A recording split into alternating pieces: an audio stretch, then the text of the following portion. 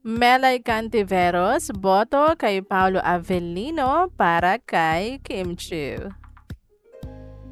Hello showbiz aficionados, please subscribe and click the notification bell for more celebrity updates. Tara, chikahan na!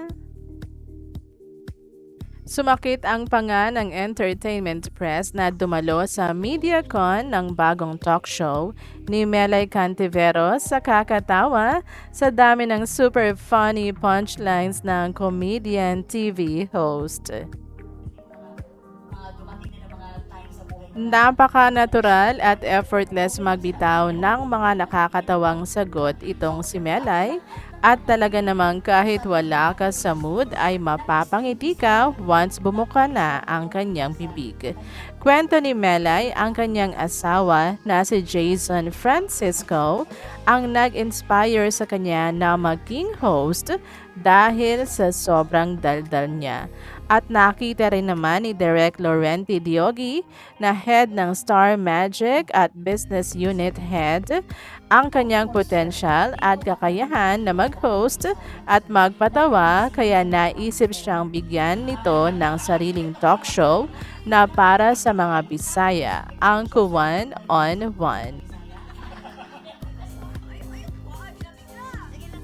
At dahil more of Visayan language ang gagamitin sa show, mga celebrities din na kapwa Bisaya ni Melay ang mga guests tulad ni na Kim Chiu sa pilot episode, Maymay Enchata, Christian Bables, Vivory Esclito, Ange Salvacion, and yes, si Tito Boy Abunda.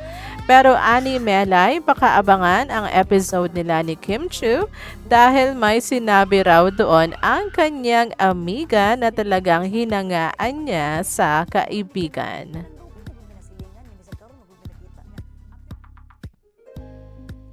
Ayaw pang magkwento ni Melay kung napag-usapan nila ni Kim si Paulo Avellino na bagong nalilink sa actress.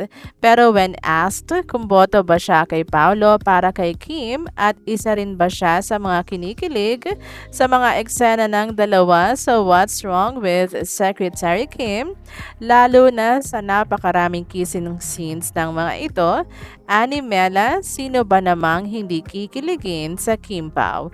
Nagulat nga raw siya at bilib na bilib kay Kim sa galing nitong umarte at kung paano nito nagawa ang maraming kissing scenes dahil kung siya yun, di raw niya kakayanin.